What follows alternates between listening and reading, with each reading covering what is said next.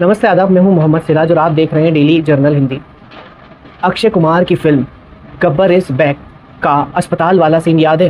ठीक इसी तरह का खेल रतलाम के सरकारी अस्पताल और प्राइवेट अस्पताल के डॉक्टरों ने मिलकर एक मृतक ग्रामीण मरीज के साथ खेला। यहाँ सिर्फ फ़र्क इतना था कि फिल्म में डेड बॉडी का इलाज होता है और लाखों रुपए छीने जाते हैं, और असलियत घटना में शासकीय डॉक्टर और प्राइवेट अस्पताल के डॉक्टर मिलीभगत कर जिंदा मरीज के सीरियस होने की बात कहकर रुपए हेटे जाते हैं। ऐसी ही कुछ हरकत रतलाम के प्राइवेट गीता देवी अस्पताल ने शासकीय डॉक्टर सक्षम के सहयोग से की। रुपयों की लालच की भूख ने इंसान की जान की कीमत कौड़ियों की कर दी। अब मरीज की स्थिति नहीं, अपनी जेबें देखी जा रही है। सरकारी डॉक्टर से लेकर प्राइवेट डॉक्टर तक मरीजों की जान के साथ खेल रहे हैं। प्राइवेट अस्पताल का सरकारी डॉक्टर के साथ कमीशन पर मरीजों को प्राइवेट अस्पताल भेजने का खुला खेल चल रहा है। जिला अस्पताल की लापरवाही एक बार नहीं बल्कि कई बार पिछले दिनों में सामने आ चुकी है। फिल्म की तरह ही गीता देवी अस्पताल ने गंभीर स्थिति में पहुंचे मरीज शंभू निवासी करणगढ़ ग्राम तहसील पेटलावत को इलाज और ऑपरेशन करने के नाम पर भर्ती रख उसके पुत्र बंटी भाबर से थोड़े थोड़े कर 2.5 लाख रुपए वसूले, लेकिन बदले में पुत्र को उसके पिता का शव थमा दिया। बल्कि थमाया भी नहीं, जीडी अस्पताल वाले जिला अस्पताल में शुक्रवार को गुपचुप तरीके से मृतक शंभू के शव को छोड़कर चले गए। मृतक शंभू के भांजे अनिल ने बताया कि मेरा नाम है अनिल और तो पेशेंट का नाम है वो शंभू। वो मेरे मामा जी लगता है। जो शुरू दिन उनको लेकर आया था, हम ही आए थे साथ में उसको भर्ती कराने के लिए। 2 दिन सरकारी अस्पताल में यहाँ पे रहा। उसके बाद में डॉक्टर ने बोला कि इसको ऑपरेशन कराना पड़ेगा, तो यहाँ पे मशीन की सुविधा नहीं है, इसलिए इसको कहीं दूसरी अस्पताल में ले जाना पड़ेगा। तो हमने बोला डॉक्टर साहब कौन से अस्पताल में कि वो तुम अगर खर्चा करो तो हम बताएंगे। तो हमने बोला कितना खर्चा आएगा? तो बोलेगा तुम्हारे 70 या 80 हज़ार रुपये आएगा। हमने बोला ठीक है देंगे। तो बोले चलो ये पैसा नहीं दोगा तुम तो ये चलो अंगूठी दस्तखत करो, पेमेंट तुमको देना पड़ेगा। हमने बोला दे देंगे। बोले ठीक है, इसको जाँच वाँच करवा के फिर डॉक्टर ने बोला कि इसको 11 बजे ऑपरेशन पर ले जाना है। तो यहाँ से निकाला और हमको नहीं बताया डॉक्टर ने कहाँ ले जा रहे। हमने फिर पूछा डॉक्टर को, डॉक्टर कहाँ ले जाए, डॉक्टर साहब कहाँ ले गए पेशेंट को? बोले गीता देवी हॉस्पिटल में आ जाओ।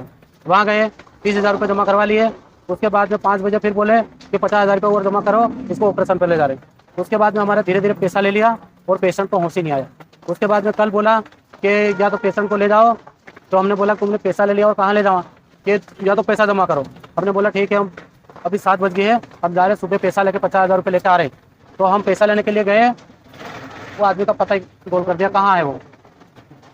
तो अभी हम पैसा लेके आए तो बोल रहे वहाँ है ही नहीं वो इसलिए तो बता ही नहीं रहे कहाँ। भी बोल रहे कोई मेडिकल कॉलेज ले गए, ऐसे बोल रहे। अभी जिंदा है मरा हुआ है, हमको भी मालूम नहीं। इससे कम करीबन 2.5 से ऊपर हो गया है, पर कम नहीं हुआ। 2.5 लाख से ऊपर हो गया पर कम नहीं। हाँ 2.5 लाख से ज्यादा। हाँ, यहाँ पे सक्षम करके डॉक्टर का नाम है सरकारी डॉक्टर। हाँ ना, उनने भी 20,000 रुपये लिया कि मैं वहाँ पे देख रेख करूँगा और मेरे को फीस हम 3 डॉक्टर मिलकर उनको ऑपरेशन करेंगे। यहीं पे लिए थे अस्पताल में सरकारी। हाँ, उसके बाद वो ले गए फिर कि उन्होंने फिर कल ऐसा भी बोला कि तुम पैसा जमा कर दो और इस पेशेंट को यहाँ ले आओ तो मैं यहाँ पे इलाज करूँगा। हमने बोला कि प्राइवेट में आदमी है, तुम सरकारी में क्यों बुला रहे? कि बोले यार तुम्हारे से पैसा नहीं जम रहा तो मैं मेरी फीस में से वापस दे दूँगा।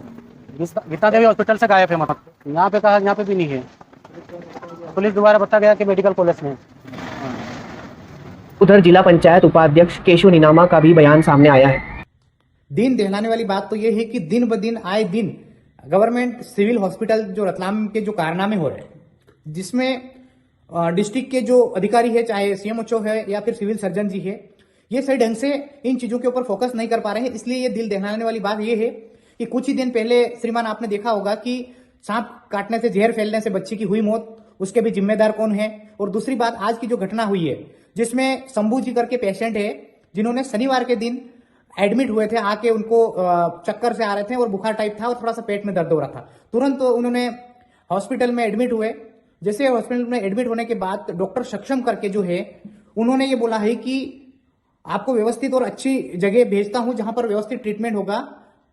हमारे यहाँ पर ऑपरेशन का वो चीजें नहीं है, कल से ऑपरेशन भी करना पड़ेगा। तो हमारे यहाँ पर मशीन नहीं है सरकारी में।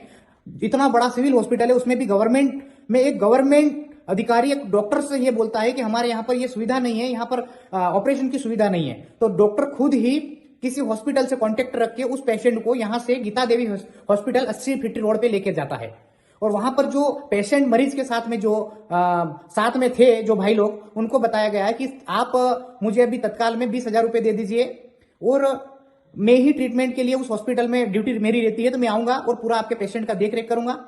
तो उन भोले भाले लोगों ने उनको 20,000 रुपए डॉक्टर सक्षम को दे दिए। फिर बाद ही 3 दिन तक उनका ट्रीटमेंट चला, तो फिर बताया गया कि ज्यादा ही तबीयत खराब है, आप 50,000 दे दीजिए, 1 लाख दे दीजिए, फिर 1 लाख और दे दीजिए। तो लगभग मिनिमम 2,80,000 रुपए गीता देवी हॉस्पिटल में दे दिए गए। फिर वहां से और चौंकाने वाली बात यह है कि गीता देवी हॉस्पिटल में जब सुनने में आया था, उनने ही बताया था कि स्थिति बहुत ज्यादा खराब हो गई थी 1 दिन पहले, जबकि उसको दूसरे दिन तक हॉस्पिटल में रखा गया और फीस के लिए हमेशा फीस लाइए। अब सामने वालों का यह था कि बोले ठीक हो जाएंगे तो फीस ठीक है, पैसा लगता है, हमें कोई दिक्कत नहीं।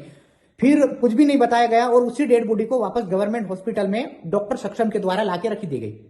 जबकि इनके वरिष्ठ जो अधिकारी है, सिविल सर्जन जी और सीएमएचओ साहब को इस बारे में पता ही नहीं है। जब हम लोग गए वहां पर, मैं खुद ही गया वहां पर, फिर जाके पता चला जो सक्षम डॉक्टर से है और उनके स्टाफ से एक जो साथ में थे श्रीमान सिविल सर्जन साहब ने वहां पर बुलाया। फिर हमारे सामने उनको डांट फटकार पड़ी, आपने जो गलती की है इसके जिम्मेदार आप हो, तत्कालीन आपके खिलाफ भी एफआईआर होगी, आप सस्पेंड तो होंगे ही होंगे, लेकिन आपके खिलाफ मुकदमा भी दर्ज होगा।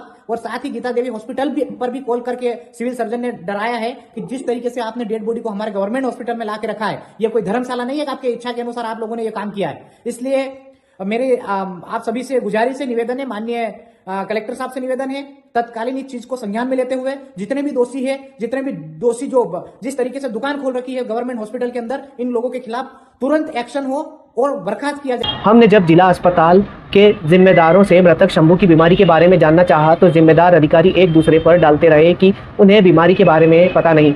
इसके बाद आरएमओ डॉक्टर अभिषेक अरोड़ा से बात की तो उन्होंने बताया कि मृतक मरीज शंभू भाबर को ऑब्स्ट्रक्ट हर्निया था, यानी कि आंत उलझी हुई थी, जिसमें उनके पेट में अधिक दर्द और सांस लेने में दिक्कत हो रही थी। हमने यहाँ से रेफरल पर्चा बनाया था, लेकिन हमारे यहाँ से किसी ने भी जीडी अस्पताल जाने की बात नहीं की।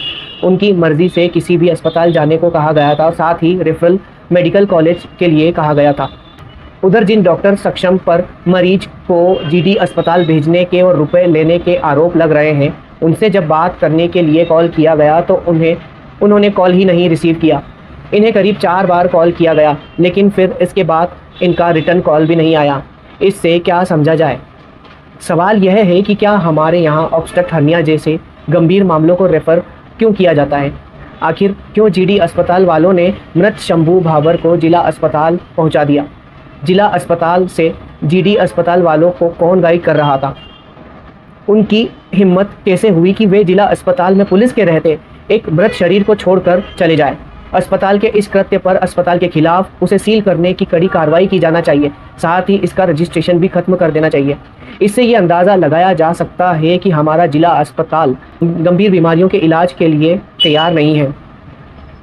ऐसा ही मामला मेरे खुद के साथ भी हो चुका है। मुझे याद है जब मेरी बेटी 2.5 साल की थी तो उसे अचानक अपेंडिक्स का दर्द उठा।